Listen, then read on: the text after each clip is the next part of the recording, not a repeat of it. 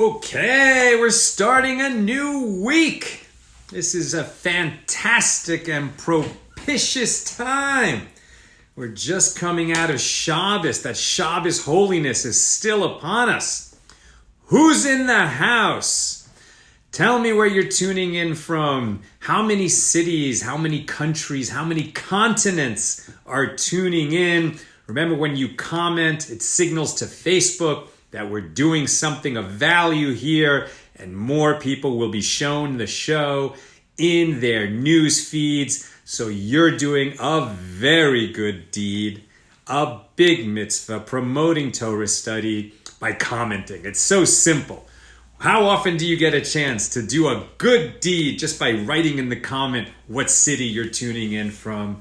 Take advantage of this opportunity. Ivan Bauman's in the house from Las Vegas. Dubrovka Juraga, what a beautiful name, says hello Chicago here. Jean Marie Belkovec Klepek from Pennsylvania in the house. Hello, my dear friends. We're coming out of Shabbat. Lynn Job, North Texas in the house. Ivan is praying. I'm assuming you're praying for it. Peace in the Middle East. Sandy McMurray, Michigan is in the house. Lindsay Adams says Shavua Tov from Ohio. Martin Lee's in. Harold King from Salem, Oregon. Nick DeCastro, North Florida.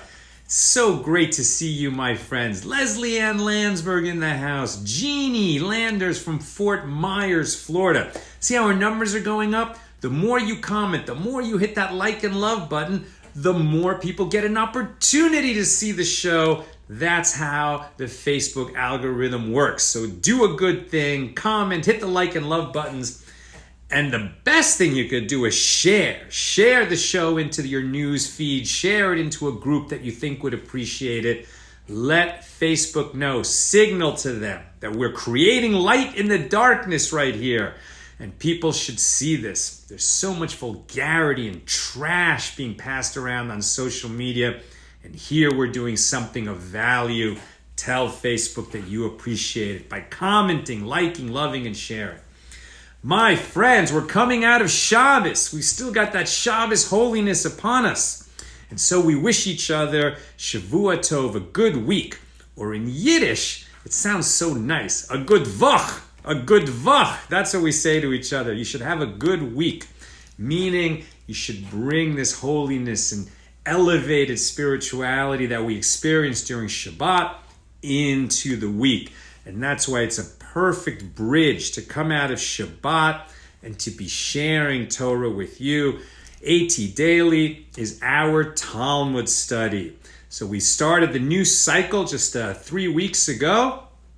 This is volume 1 of the Talmud called Berachos, Blessings. We're in chapter 3. And we've been generally talking about, in the beginning we were talking about when we could recite the daily Shema in the evening, in the morning. And lately we've been talking about and then we were talking about what to do with interruptions. And now we're talking about other kinds of impediments. If we find ourselves in a particular physical condition, whether it's affecting our body or the location that we're in, how do we handle that? Reciting the Shema every day, declaring God's unity. It's a requirement for Jews, evening and morning. And when we recite the Shema, when we declare God's unity, when we say these words, and you shall love the Lord your God with all your heart and soul and resources, etc., we are taking on the yoke of heaven and the yoke of the commandments. It's a matter of great holiness. And so when we're in a state, as it were, of unholiness, we ask the question, how, infringing is this unholiness about us if we're in a place of filth, if we have been rendered impure, ritually impure by certain circumstances? Does it mean that we're now, it would not be appropriate to take on the yoke of heaven? It would not be appropriate to speak words of Torah? That's the question that we've been addressing. So now we're on page 22 of Berachos. And now so this is Talmud study, right? We're going to study matters of the human body, sometimes matters of sexuality, matters of human function. We can't be shy from those things because over the course of these 7.5 years, God willing, that we're going to take a journey through the entire Talmud, we will see that the rabbis, the sages of the Talmud, will look into literally every nook and cranny of human life to examine what would God's will be for us in that situation. So, the question is, a man, a Jewish man, who has had a seminal emission, right? For example, he had marital relations with his wife, he ejaculated. So does that in the old days when the temple stood would render one ritually impure until he had the opportunity to immerse in a body of water that has certain definitions. And then before he immersed, he would not be capable, because of ritual impurity, of entering the courtyard of the ancient temple in Jerusalem, of the holy temple in Jerusalem. So the question then became, could he recite the Shema without the ritual immersion? So there was various opinions given on this, and we've been talking about that yesterday we had a kind of fast show before Shabbat started. But on this page, we can sort of summarize those opinions. That Rabbi Meir held that if the man has had a seminal emission, so rather than recite the Shema with his lips, he should contemplate the Shema, say it in his mind, and he should not recite the blessings before and after, because saying the Shema is a Torah obligation. The blessings before and after are a rabbinic obligation. So we're going to say that it's going to be lenient. He doesn't have to say those blessings, and he shouldn't. Right? They're not quite as required as reciting the Shema, the blessings that were added after. So he doesn't do those blessings, and the Shema itself, he contemplates in his mind. And likewise, the grace after meals, he recites that, but he doesn't say the blessing before eating. Rabbi Yehuda says, no. Reciting the Shema is something that he can do even if he is in a state of ritual impurity and has not had the chance to immerse. And in fact, as we'll see, the law eventually became like Rabbi Yehuda.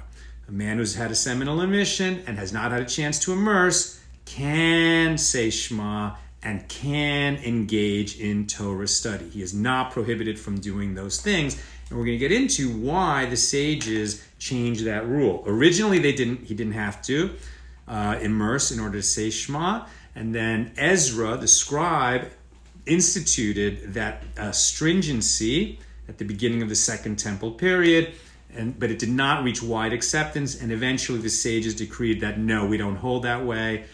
And the man who's had the seminal mission does not have to immerse. And we're going to see why that happened. Now, first, we look at why you would require one to have that immersion and purify himself before reciting Shema and before engaging in Torah study, which are actually almost the same thing, right? Because when you recite the Shema, you're reciting words that are in the Torah, right? These words are taught in the Torah. And so reciting Shema is like Torah study, even though it's also specifically commanded. So the reason that's given for why you might have to purify yourself is because at Mount Sinai, when God gave us the Torah, right, he gave us the 10 Commandments, and at the top of the mountain dictated to Moses all the rest of the Torah. So it was all given at Mount Sinai. And the Torah and the 10 Commandments were given in a state of fear and trembling and reverence and quaking, right? In fact, if you go to Exodus and you read the account of when God appeared at Mount Sinai to all the people, in fact, it says that our rabbis teach that the whole world heard it. They didn't hear everything that was said there, but they knew that something was happening. It's like the whole world shook, the whole earth shook when this happened. And the people who were present, I mean, the mountain was shaking, the air was quivering, there was a roar and the sound of shofars that got louder and louder and louder. And it was an awesome manifestation. And the people received that with reverence, trembling, fear, quaking, and any human would in the presence of that divine manifestation. And likewise, whenever we study Torah, we should, what's the word I'm looking for? We should develop within ourselves a sense of fear and reverence and quaking and trembling. And that's what the Talmud says. And, it doesn't actually mention it here, but I'm thinking, and specifically, it said in the Torah that before we could receive the Torah at Mount Sinai, it said to the men, don't go near a woman for 3 days, right? So that this wouldn't happen, so that you would not be in a state of impurity. It was related. But at any rate, we're promoting this state of fear, quaking, and trembling, meaning that when we engage in Torah study, you want to have some reverence for it, right? You want to take it seriously. Anytime you're learning Torah, you're obviously not going to reach such a state of fear and trembling and quaking, but in order to help people develop that state of mind that, wow, when I'm studying Torah, when I'm reciting Shema, it connects me right back to the children of Israel at the foot of Mount Sinai, receiving the Torah directly from God. And telling people that they can't, engage in Torah study or recite Shema without being in that state of purity helps them develop that sense of awe and trembling and reverence, etc. So that was the reasoning why you might require that people have this immersion, that they purify themselves, right, after the seminal emission. And please understand that when we're talking about this immersion in water, we're not saying that, okay, well, you had that bodily function and then you have to go take a bath to wash it off. This kind of immersion that we're talking about is mikvah. In other words, it's a state of ritual impurity. And you could get into that state through various things. Seminal emission is one, nocturnal emission is another, touching certain kinds of insects, touching a dead body or even being near a dead body can cause it, touching a woman who is menstruating. There were just a bunch of conditions that could result in this ritual impurity. Has nothing to do with, cooties or being gross or something like that. It's just meaning that it's a state where, okay, I've come into contact with something that according to the law renders me impure. So now I have to seek out the mikveh, immerse, and then I will be purified. In order to have that state of mind about purity and impurity, it means that you have to know all these kinds of laws of when you are pure, when you are impure, what to do if you become impure, and it elevates the entire population. You understand? Having these laws of purity and impurity elevated the whole population because they have to remain mindful of this fact that when you approach the divine, it requires a more exalted state. Many of these laws have become the subject of Torah study and not practical applications in the real world because the Holy Temple does not stand anymore. And a lot of these laws were related to that. At any rate, that's why the laws exist. That's why we're still learning them. But even though you might want to promote that state of fear, reverence, quaking, and trembling, the later generations held like Rabbi Yehuda and said, no, it is not necessary after a seminal emission to purify one's self. Why? One reason given was by Rabbi Yehuda ben Betera, Rabbi Yehuda ben Betera. And he held that to engage in Torah study is to engage in words of fire. Words from God are words of fire. Elsewhere in the Talmud, we learned that the Torah was written in black fire on white fire, right? That an actual Torah scroll is on earth is the sort of lower version of the higher Torah, which is, black fire written on white fire, right? Black letters on a white page is like black fire on white fire. Meaning that words of Torah from God, they're not just words. It's not like when we say good morning to our friends and, engage in business. Words of Torah are so holy that they're intrinsically fiery. They are fire. And fire is not capable of becoming impure. Some things can become impure, not just people, but objects can become impure as well. But fire cannot become impure. And therefore, we don't worry about engaging in Torah study, even if we ourselves are impure, because the words of Torah cannot become impure. When the purification requirement stood, it created certain problems, as you can imagine, because one who had a seminal emission would then have to purify himself before reciting Shema or engaging in Torah. So some people would, not do it. They wouldn't have marital relations. They would avoid having the emission so that they wouldn't have to seek out a place to immerse. And maybe they didn't have the water handy or a place to immerse. And so they thought, well, I want to learn Torah and I'm not going to be able to purify myself if I have sex, so I'm not going to have sex. And so it became a barrier to procreation. And as we all know, procreation is not only a good thing in the Bible, it's the first commandment given in the Bible. Be fruitful and multiply. So we don't want to raise barriers to procreation. Procreation is a good thing, a very good thing, among married people, of course. And another problem was, if they did have the procreation, if the couple did have marital relations, and then there wasn't water available, so then the guy would feel like, okay, I can't go do Torah study. So now it became a barrier to Torah study. So it was negative on both sides, right? It was a problem for procreation. It was a problem for Torah study.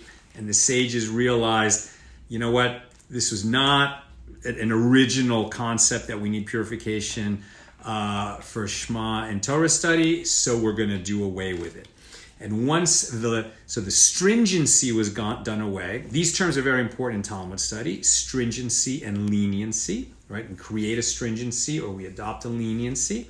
So once the stringency was aborted, as it were, right, taken away, so now we're back into a more lenient state of being, right? That happened even in the times of the Talmud. So then Ben Azai, some say he taught this openly in the marketplace so that everyone should know we no longer have to do this. So if you have, a seminal emission, you don't have to go and immerse in order to do Shema or Torah study. So it was a good thing. It was good for everybody. So he made sure that everyone knew about this law. But others say that Ben Azai whispered it to his students so that they would not become like roosters, having sex all day long and neglecting their Torah study because of that. So, two views on how the stringency was taken out of circulation, as it were. But in any case, that stringency was done away with, and the law today it's not something we worry about. They also argued when the stringency existed about what was required in order to do it, right? Some say it was the full immersion in 40 se'ah of water. So it's like, big enough body. It's a specific measurement, but that you can immerse your whole body in it. And others said, no, all you needed was a certain amount of water, much less, just 9 kav of water. So 40 se'ah is like a big bath. Really big, and 9 kav is like a few buckets, right? And with the 9 kav, you wouldn't immerse in it, you couldn't immerse in it, but you could pour it over yourself. So they had a disagreement on what was required. For a woman's immersion, or for a convert's immersion, so you have to have that full bath. The reason you could get away with less or a different kind of immersion, the pouring instead of the dipping, is because even when this stringency existed, it was still less than what was required for other things, right? Because it was, even when it existed, it was uncertain how necessary it was. And from this we learn that even today, when some men do have a custom of immersing in the mikveh, it's not required, it is not a law. And so when men immerse in a mikveh, they don't say a blessing. When women immerse in the mikveh, once a month, they come out of their menses and they're observing a clean week. And then before the couple is permitted to each other, the women have to immerse. And because that's a commandment, they make a blessing before they immerse. Men have no commandment to immerse. So they do it without a blessing if they just adopt this stringency upon themselves, and they can do it in the men's mikvah has sort of easier requirements on what it can be. It can be smaller, it can be a different temperature. It doesn't have to be the same kind of structure with the way the water runs through it. Men's mikvah is less stringent than women's mikvah. Why do some men do it? Some men do it every day in certain Hasidic groups because the Messiah could come any day, and then the third temple would be erected immediately, like in one day. Humans built the first and second temple, but God will build the third temple, and it could appear in one day, and we could all be transported to Jerusalem, and they would have to enter the temple courtyard in a state of purity, and those men want to be ready all the time. Other men do it as a more of a spiritual practice. They might do it daily. They might do it once a week, preparing for Shabbat. Some do it once a year, preparing for high holidays. And it's just more of a spiritual practice of sort of clearing away the old and getting ready for the new and getting ready to receive God's presence through prayer. That's it on emissions and immersion. That finishes the Mishnah that we were just studying and its related Gemaras, the commentaries on that set of laws on what happens when a man has a seminal emission. At the end of this page, 22, Berachos 22, we encounter a new Mishnah and a new impediment to reciting the Shema, the daily Shema. And that would be if you find yourself, like you were going to pray in a certain spot, and then you saw, God forbid, that there was urine or feces on the ground. Let's say you were going to pray outside. You were maybe on a hike or camping. It was the time to say the prayer, so you were going to say the prayer. If you were in a spot, and maybe you don't have a lot of choices of where you're going to do it, you're hiking on a narrow trail in the mountain, whatever, you're climbing Mount Everest, and it's like a single file up the line, and you can't move, and you have to do it right there. But if there happened to be urine or feces on the ground, that's filth, and we don't say these holy words in the presence of filth. So what do? You have to get at least 4 cubits away. That's not that big a distance. It's about 6 feet, right? So you have to be about 6 feet away from it. A cubit or an am is about 1.5 feet, sometimes measured from the elbow to the fingertip.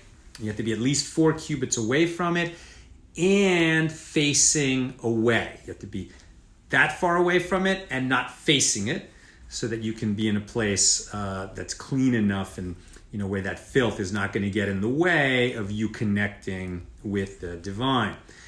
If you were reciting the Shema or praying, and after you finished, you became aware that there was, God forbid, feces or urine where you were standing and you didn't notice it.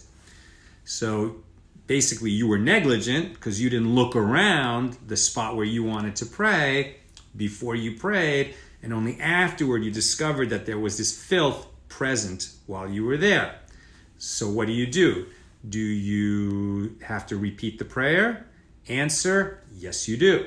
Yes you do, because if you prayed in a place of filth, so then that prayer is considered like an abomination. That is not a prayer. And so your prayer needs to be repeated.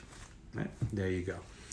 Tomorrow we will continue with other kinds of impediments to the holiness of prayer. Okay, let me look. Brian Stapp, is that why people are buried 6 feet underground? That's a great question. Is that the 6 foot distance, right? But I don't think so, because you're not. If you're over a grave, it doesn't matter how deep it is. You actually you can't do that. When you're over a grave, sort of the tuma of the dead goes straight up. And there's certain things that can block it. Like if you're above a cave, then it might be different. But if you're above a grave, like just dirt between you and the body, that's not going to do it, even if it's 8 feet. I would need to research this a little bit more carefully. But basically, I think that the 6 feet under has more to do, with matters of hygiene and what's expected from various cultures than a Jewish practice that has to do with Tuma. All right, let me see. And Martin Lee is commenting, I think it started by trying to keep wolves away from our ancestors. That could be. That could certainly be. Let me just scroll back to see if there's any questions I should look at. While I'm teaching, it's hard to see people's comments at that moment. But it's great to see what everyone was saying. And Karen is in from Boynton Beach. And Martin said, good Shabbos. Nick says, makes sense. Michael Reichler's in from Arizona. Hello, Michael. Brian Stapp, I wonder if the fire that Nadab and Abihu made was impure. So that's an interesting question. They brought strange fire, right? So you're talking about the sons of Aaron when the children of Israel were in the desert, and when we went through the whole process of building the Mishkan, the tabernacle, the holy tabernacle, which was later replaced by the holy temple in Jerusalem.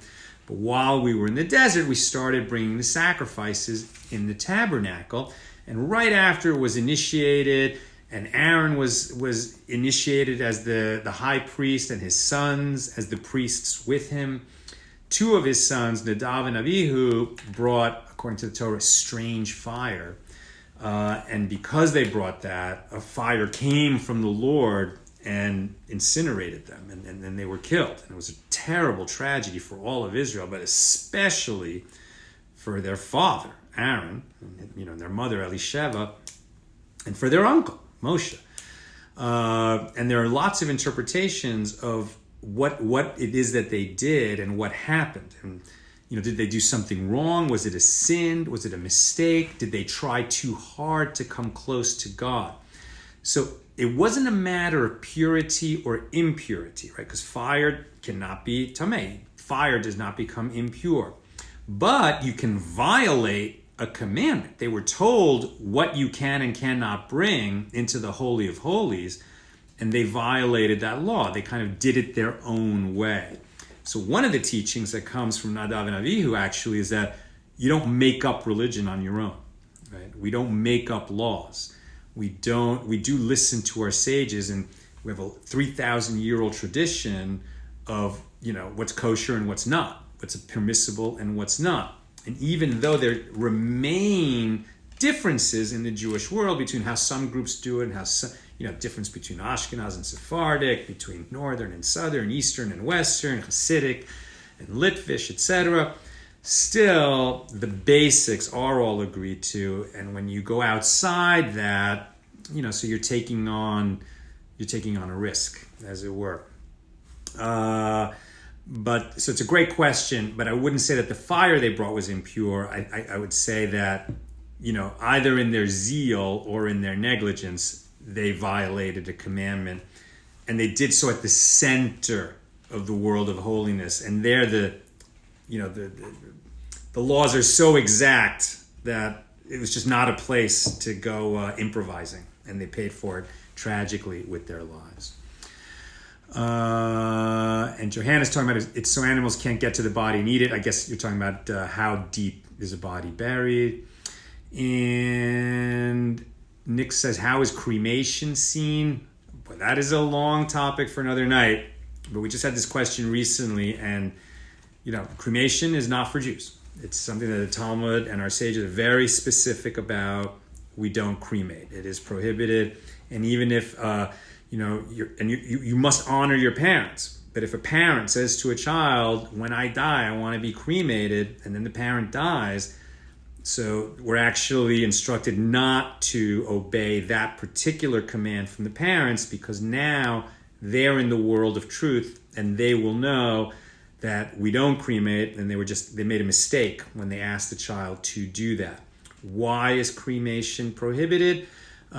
Because it's saying essentially that the person doesn't believe in the resurrection of the dead when the Messiah comes. That's why. Yes, many people tragically died by being burnt up, but it wasn't a choice that they made, and God will supply bodies for them when they come back. And yes, people just opted to be cremated out of ignorance, and maybe they'll be forgiven for that.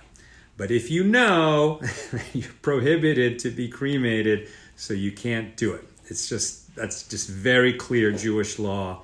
When we die, we are not cremated. We try to be buried and as quickly as possible get into the ground within 24 hours. All right, this is not a class on post-mortem practices and burial practices, so we're not going to get into that too much today. But thank you for joining us today. If this is one of your first times seeing the class, you can see we have a playlist at Accidental Talmudist of all these classes. We began about 3 weeks ago. This is class number 21, so exactly 3 weeks ago. If you want to catch up, they're all about 20 minutes long. And each day I cover the highlights of that day's daf, that day's Talmud page in the new 7.5-year Daf Yomi schedule. We just started 3 weeks ago, a 7.5-year cycle of reading the Talmud. And I'm going to do my best to do one of these classes every day, sharing highlights, not the whole thing, but highlights that I consider crucial of that day's Talmud page. If you want to make sure not to miss a class, join the Accidental Talmudist Forum. It's a Facebook group, and so you're just much more likely to get notified that we've gone live. If you can't catch it live, so catch it later. You can catch it anytime during the day, and it remains on our page. But if you go to Accidental Talmudist Videos, then you'll find a playlist of all of the AT Daily classes.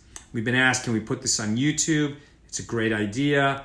We're going to get to that as soon as possible. For now, the classes are available as a playlist on Facebook or just in our news feed. But we do plan to get this on YouTube.